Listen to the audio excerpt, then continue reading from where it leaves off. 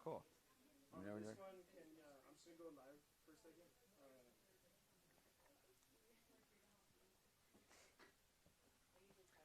I'm gonna close this. I'm gonna close it. Yeah. Can you just say for them to go to YouTube? Say what? To go to YouTube. Go to YouTube. All right. What? Tell everyone to go to YouTube. It's just they'll just give it a click. They'll just give it a click. I don't understand. Just say go to YouTube to watch this. Go to YouTube and watch this. Yeah. That's There. basically it.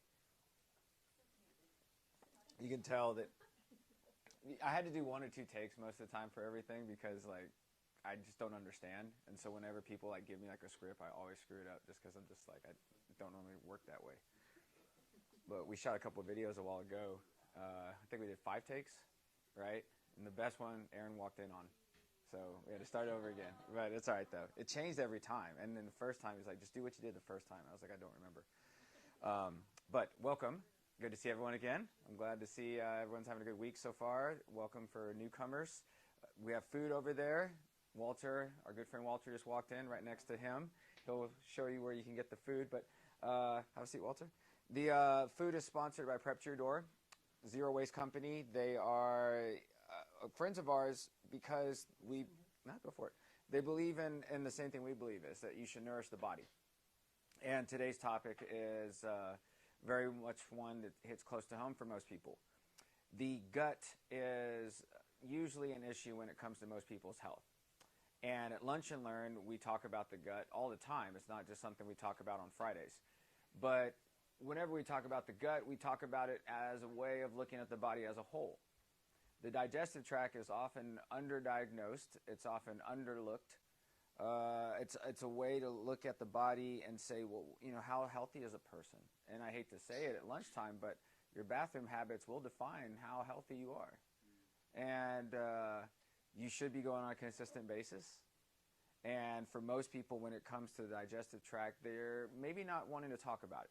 It's not an issue that most people are willingly to come up and say, hey, I have problems going to the bathroom. I have problems eating food. It makes me bloated. It makes me feel constipated. It makes me feel inflamed in my joints. And one of the things that I learned about diet is that you are what you eat. So if your body cannot digest it and not absorb it, all this is occurring in your digestive tract. And your digestive tract starts in your mouth and it ends exactly where you think it ends. All right? So this is a one-way conveyor belt-like approach. Something goes in, something should come out. That's essentially what will happen. If you don't use it, you store it. All right? Now, we'll get back to that in a second. But if your digestive tract starts in your mouth and it ends behind here, if it's a conveyor belt, it is a one-way, constant moving digestive tract, which means it's doing this whenever you don't think about it. All right? You drop food in, boom, guess what happens? It goes through. Now, I was just reading about the digestive tract, and I was looking at neurotransmitters. And we have heard that our digestive tract is our second brain, which is true. It is a way to communicate with our brain and tell the body what to do in certain instances. So for example, let's say you're eating healthy food that you can digest. Well, your body's going to be able to break that down, absorb it, and use it for something. If it's very processed, very unhealthy food, your body's digestive tract stops. The one-way, constant conveyor belt motion of the digestive tract gets stopped when you cannot digest your food. So imagine around lunchtime right now, how many people are going to eat something that their bodies cannot digest? And these people will complain about things that will show you if they're digesting their food well or not.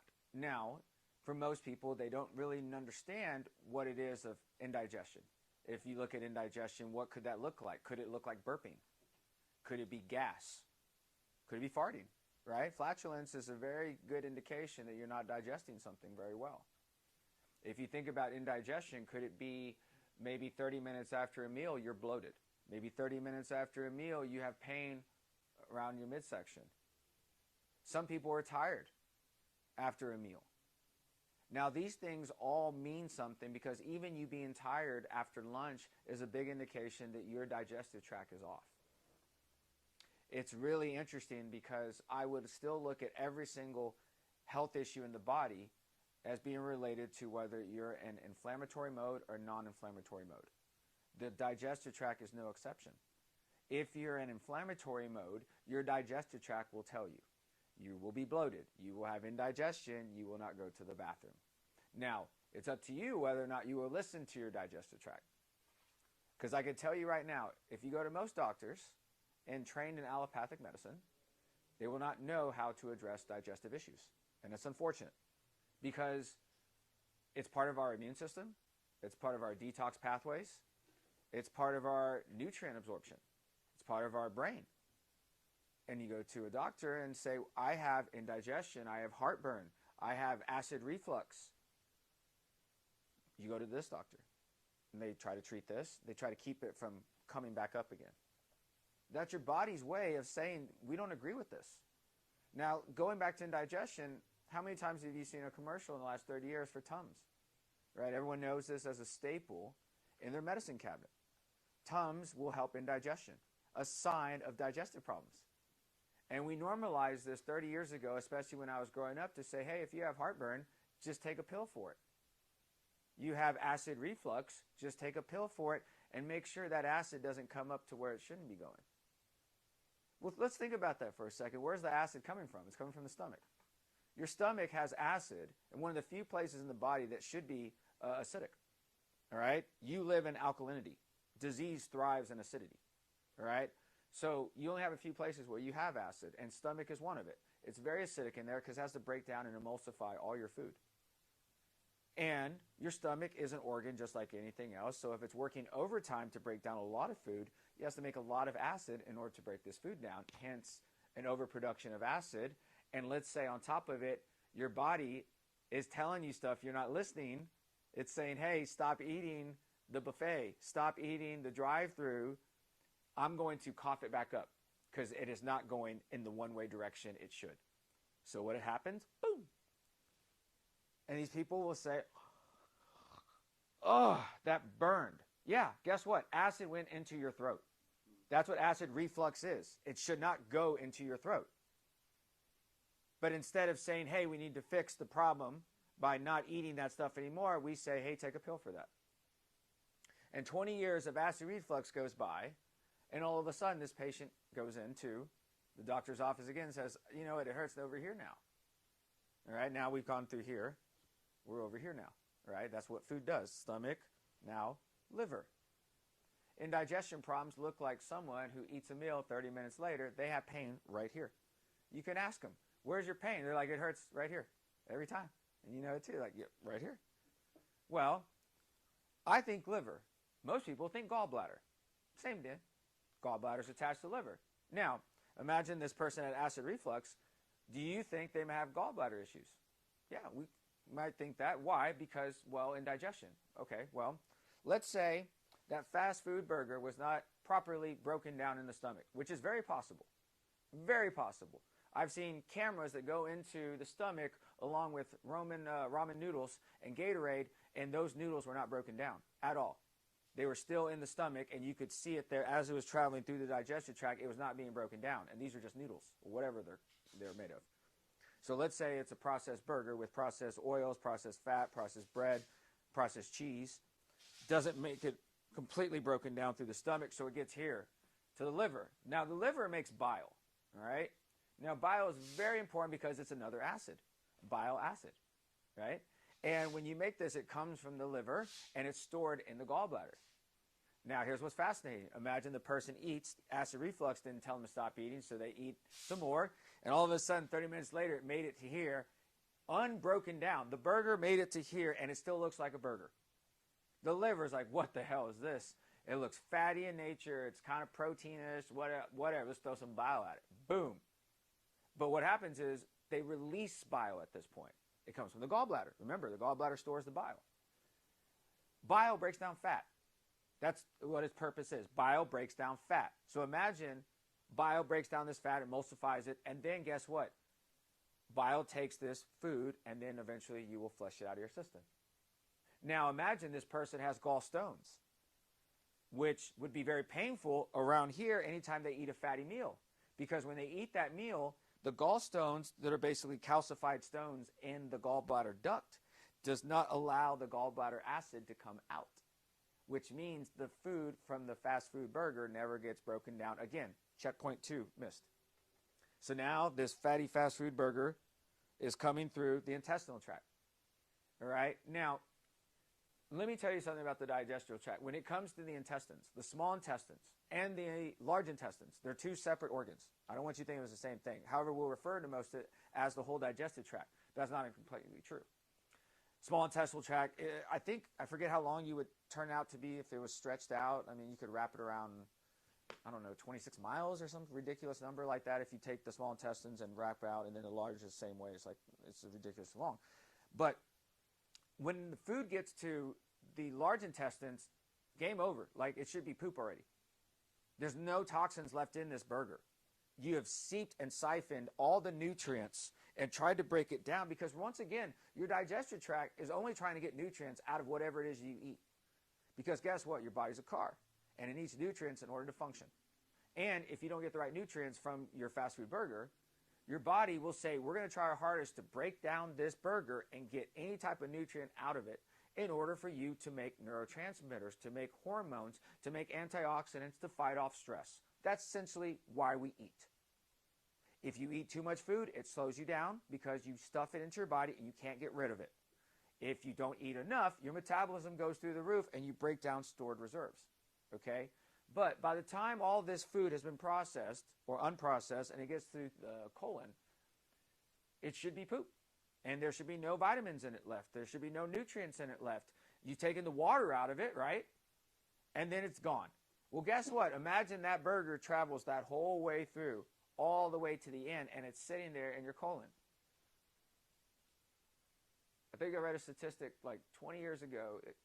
Colon cancer in Asia was through the roof compared to it was like 30 years before that. The westernization of restaurants and fast food nation when taking over Asia caused everyone's colon cancer to go up. And if you look at most men, what cancer are they going to succumb to? It's either prostate or colon cancer, which are right next to each other. And what's interesting about colon cancer is at this point, there's not a lot you do. You just take it out. They'd think it's dead, right? And we'll see this trend coming. But like I said, if your colon is trying to absorb or break down whatever you have left, you're not going to do it. So guess what? It comes out the way it came in, which is incredible. Now, if you're lucky, you might have been able to get away with that with corn back in the day. But nowadays, if you can't get that fast food thing that was not broken down 3 or 4 times out of your system, it stays in your colon and it disintegrates your colon tissue. Now, I'm sorry this is graphic, but this is your digestive tract, because your digestive tract is really a security wall. That's really how your digestive tract is. I used to look at it as absorption. No, it is a security wall. Once again, anything that gets through the security wall is meant to do it. If it doesn't get through this wall, it's not supposed to be there. However, things get through the security wall all the time. And what's incredible about it is that's when real illness sets in. And if you had a few minutes to look at it, I will explain it, but there's something called leaky gut syndrome, which is a very cop-out term to classify inflamed digestive tracts. That's really what it is, okay? You used to call it irritable bowel syndrome, IBD, Crohn's, colitis, you name it. You have a torn up digestive tract because of all the food that you could not digest. Sugar is very sharp around the edges. Very, very sharp. Like processed sugar is like daggers going through your bloodstream. So imagine what it's like going through your digestive tract. The tissue that makes up the digestive tract is very soft and moist. It's made of fat, actually. It's very soft and moist. It doesn't like acid, okay, being thrown up on it. It doesn't like sugar coming down and chipping away at the lining and causing nicks. Like this is the lining of leaky gut. This is what it essentially looks like. Those little openings in there. Now imagine anytime you have injury to the body, you send calcium over there. You can calcify an artery through sugar going through the arteries. You can calcify an intestinal tract. So imagine calcium goes up to all of this and patches it up like stucco. So now you have calcified intestinal lining. But you keep eating fast food because you like the taste of it. And it keeps tearing up. So what's going to happen next? Well, you won't build up plaque the same way that you would in the arteries. But what you do instead is you cause more holes, right? There was a point of it being called leaky gut. If it's leaky gut, you have openings in the digestive tract lining, which means when food goes through this, it's supposed to absorb properly. And if it doesn't because there's holes in it, well, now you have a problem on your hands. Now, let me back up again and explain this. Your digestive tract is a security wall. It only wants in food that it can easily break down, absorb, and digest. Processed, human-made food is very hard on the digestive tract to break down, absorb, and digest. It breaks down the security wall doors, literally the walls. And then you lose your ability to break down, absorb, and digest food. How does that affect the body as a whole, might you say? Well, autoimmune disorders, cancer, diabetes, Alzheimer's, all have leaky gut in them. Don't call it a syndrome.